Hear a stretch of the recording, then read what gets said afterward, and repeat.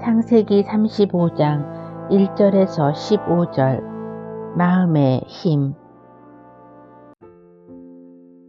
이스라엘이라 불리게 된 야곱. 이제 진정으로 내적인 힘을 가진 사람이 된 것입니다. 육체적인 힘만큼이나 내적인 힘은 중요합니다. 우리가 가진 내적인 힘이 어느 정도인지 어떻게 알 수 있는가? 똑같은 힘겨운 상황에서 어떤 사람은 거뜬히 버텨내는데 어떤 사람은 좌절감, 무력감에 빠져서 허덕입니다. 심리적인 힘의 차이 때문입니다. 심리적인 힘은 육체적인 힘과 유사합니다.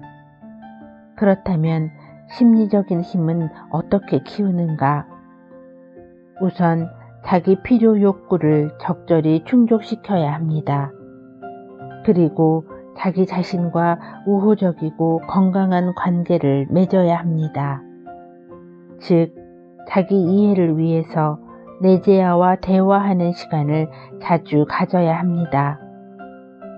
세 번째는 나를 지지해주는 사람들과 건강한 관계를 가져야 합니다.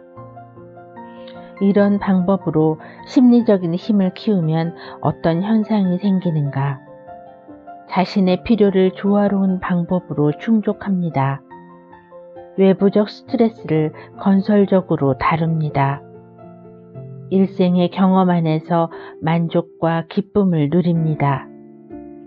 그러나 이런 훈련을 하지 않으면 일상생활에서 일어나는 자극에 필요 이상으로 압박을 느끼게 되고 심리적 갈등, 스트레스에 쉽게 영향을 받아 심리적 문제를 일으킵니다. 그런데 왜 사람들은 자기 힘을 키우지 못하고 헤매이는 것인가? 심리적인 힘을 키우기보다 외부 대상이나 외부 환경을 바꾸려고 하기 때문입니다. 그것은 마치 힘없는 사람이 밥 먹을 생각은 안 하고 집이 마음에 안 든다는 등 밥하는 사람 때문에 밥을 못 먹겠다는 등 투정, 트집을 부리는 것과 같습니다.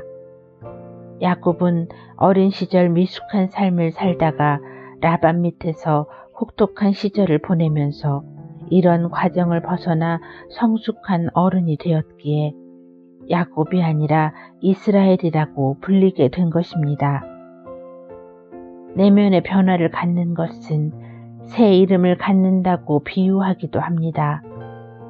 구약 성서에 보면 천사가 야곱에게 내 이름이 무엇이냐 하고 묻는 대목이 나옵니다.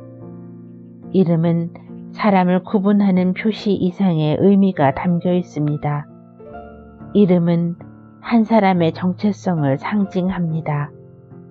너는 어떤 종류의 사람이냐?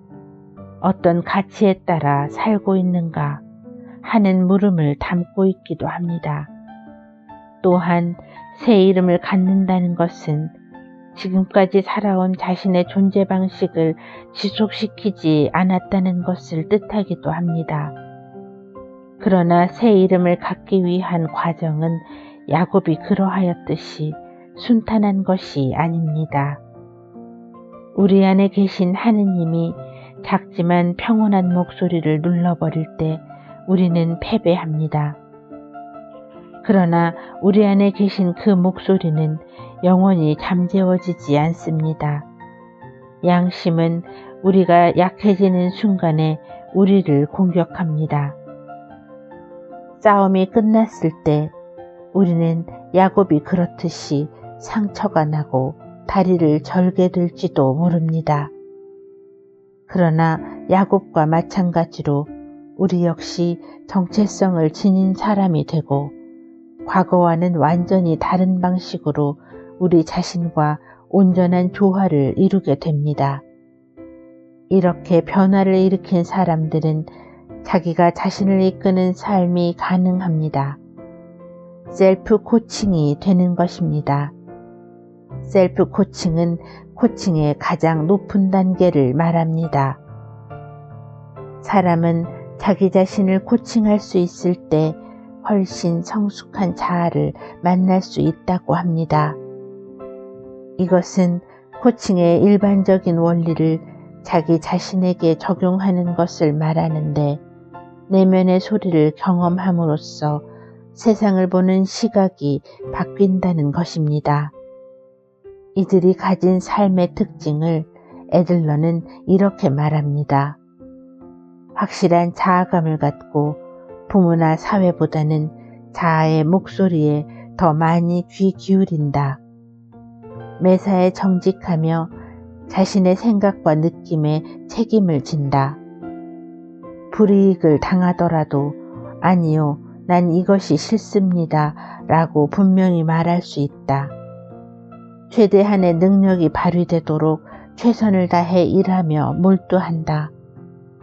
내가 속한 분야에서 최고가 되려고 노력한다. 심리적 방어를 드러내어 없애려고 노력한다. 늘 다른 사람의 장점을 바라보려고 노력한다. 이런 사람을 일컬어 옛사람들은 그릇이 큰 사람, 큰 일을 할 사람이라고 부르기도 했습니다. 야곱은 바로 이런 사람이 된 것입니다.